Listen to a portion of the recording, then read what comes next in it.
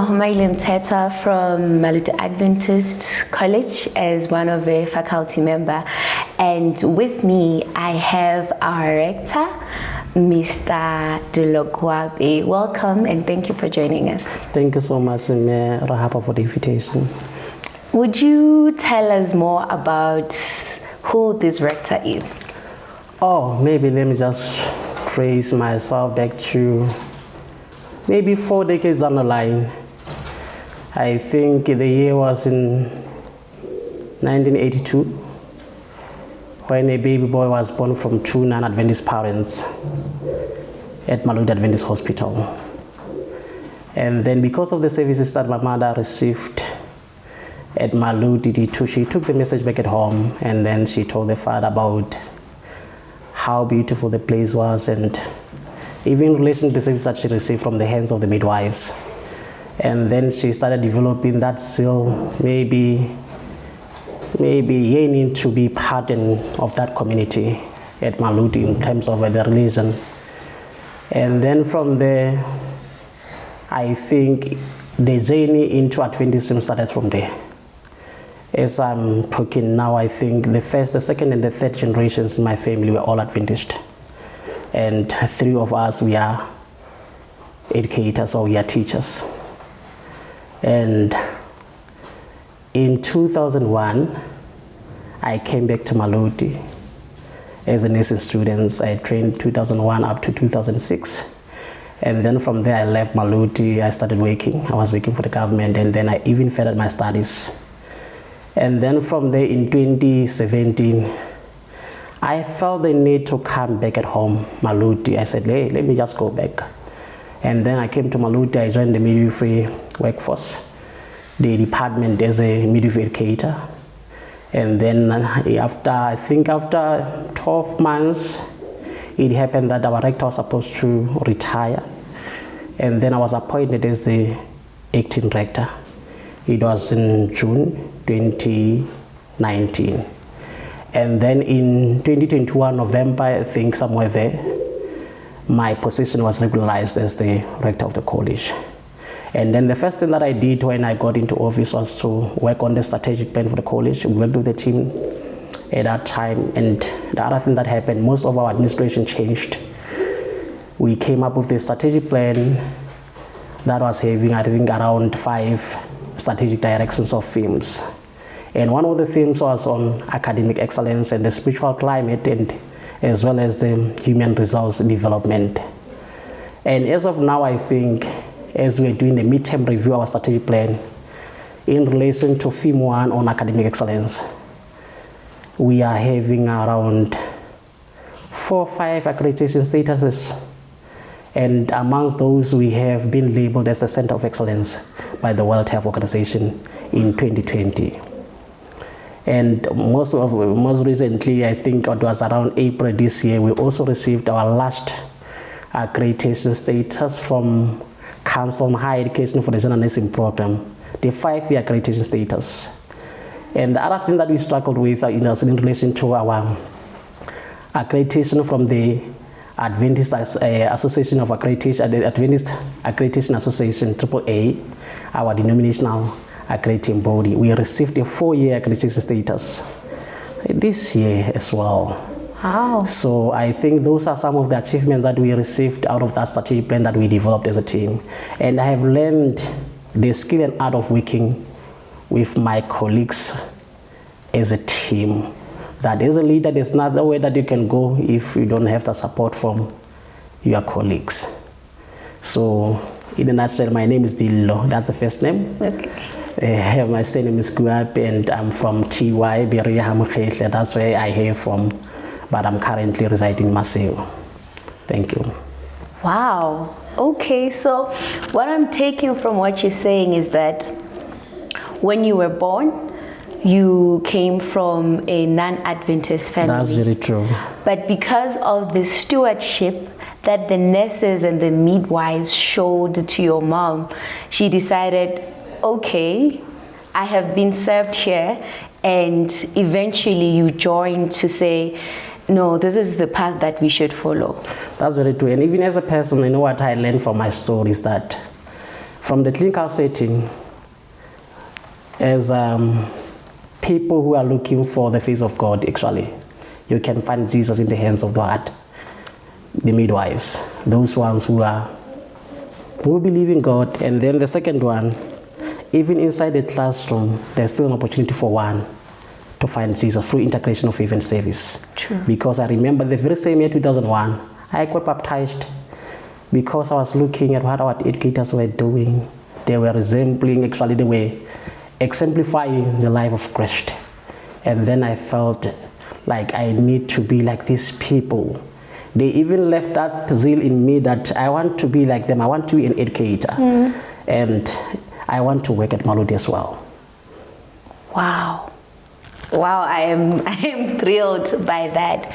So you would say to educators out there that it's very important to resemble Christ in everything that we do, because some students come and they haven't met the Lord, but during our interaction in class they may see you as an educator as a role model to say, I actually want to follow Christ because of how you conduct yourself. That's very true. You know, integration of faith and learning is not only through teaching, it is more or less like a hidden curriculum. Sometimes they just observe you in whatever you're doing, and you need to know that there's a lot of impact that you will leave on those students. That's why sometimes we need to be very careful on how we conduct ourselves as professionals, more especially when we are modeling others.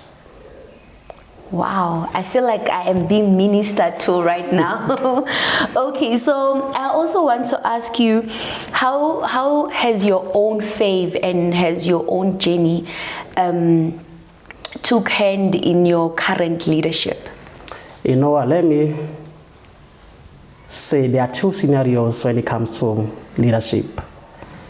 We may have a competent leader before or leading an incompetent flock. Or sometimes we may have a competent flock being led by an incompetent leader. So what does it mean? It simply means that as a leader, sometimes there's no need for you to compete with your flock. Sometimes you need to know that there are special abilities and there are special talents. The only thing that you need to do as a leader is to multiply those talents and coordinate those talents. At the end of the day, the very same shine comes back to you as a leader. Allow people to be who they are. Let them take those spotlights, because the only thing that they're supposed to do is to elevate others. Wow. What I'm hearing from that, actually, I'm just hearing a minister. Whilst you're explaining a leader, I'm hearing a minister who is actually serving. Because there's this phrase that says we need to be disciples to disciple. So that's what I'm taking from what you say. You're describing leadership, but what I'm hearing is that you're actually ministering. No, that's very true. Leadership is something which is scriptural, I think. You can even take it from the scenario of Jesus when he was leading the 12. We remember there was Judas, yes, amongst the 12. Jesus knew that Judas one day would betray him. But in terms of treatment, he treated them the same. He never said, because Judas is going to do this, then I'll have to do this. And you're going to also revert back to Moses, how he led. Moses was also a visionary leader. Actually, the plan was for him to take the Israelites out of Egypt, and lead them to Canaan. Yes. But when you look at his strategic plan, it went beyond the boundaries of Canaan. That is true. Because when you go to the New Testament, you find Moses and Elijah comforting Jesus. And then when you go to the book of Revelation, John says, when you get to heaven, we shall be singing the song of Moses and the Lamb, which means Moses had he collaborated with Jesus, even in his leadership. So as a leader, you cannot come to work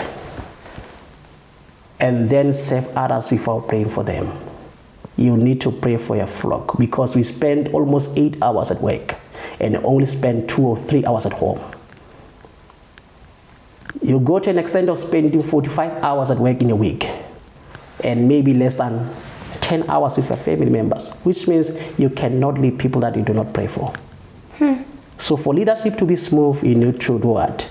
To collaborate with God. You need to make sure that you have that relationship with God, and make sure that you intercede as well for the people that you lead. Wow. So you're saying, when you're talking about the story of Moses, you're saying that he learned from Egypt, the Israelites, and I can say his job description was to get them to Canaan. That's very true. But he went beyond. He went beyond. So as a leader, a person has to have that attitude to go an extra mile. Sometimes we tend to have leaders who are complying with the vision of the institution, but then without having what? Their own visions. Moses was having a vision that went beyond eternity. So you need to have a vision as a leader. And even for our institutions, I think, for us to have good leaders, you need to engage somebody who's having vision for himself. Because if he doesn't, then it means he doesn't have a vision for the institution. And that's how Moses was. Wow. I am I am perplexed, honestly, because I'm actually reflecting, and I see that it's actually true, and I'm starting to reflect and see that I don't think it's even possible for a leader to like lead and direct a flock, as you say, without having a relationship with Christ. That's very true, because sometimes we feel like being a leader, you need to be at the front every time. You can even lead from behind. The only thing that you need to do is just to influence others, to be engaged in the goal-directed behavior for the organization. So when it comes to leadership, I think if things are in situ and well coordinated, we can even run the office of the rector at Maluti for 3 months before the leader, because everything will be, the systems will be in place. Wow, that is very true. But for you to say that, it means that you have so much trust in your team members. Because some people would feel like I need to be in the office for things to happen. So for you to say the office can function for 3 months without the actual rector, it means that you have so much trust that you have placed in your teammates that you know they can actually do the work. As I earlier cited, I said, as a leader, you need to be a multiplier, multiply other people's talents. You need to develop new leaders. And as you delegate, you need to know and bear in mind that there are mistakes that people may do. Allow them to make mistakes and learn from them. Wow. For them to be the leaders of tomorrow as well. Wow. Thank you so much, Mr. Kuape, for this insightful and wisdom that you have shared with us. I am sure someone who is watching, they are being ministered to just as I am being ministered to right now. Thank you very much, Merahaba. Yes, thank you so much. So there you have it. We had a chat with Mr. Kuape, and he has said so many wise words that I feel like I cannot even give you a summary for. You'll just have to watch again for you to get the grasp of exactly what he was saying. Thank you again. Thank you.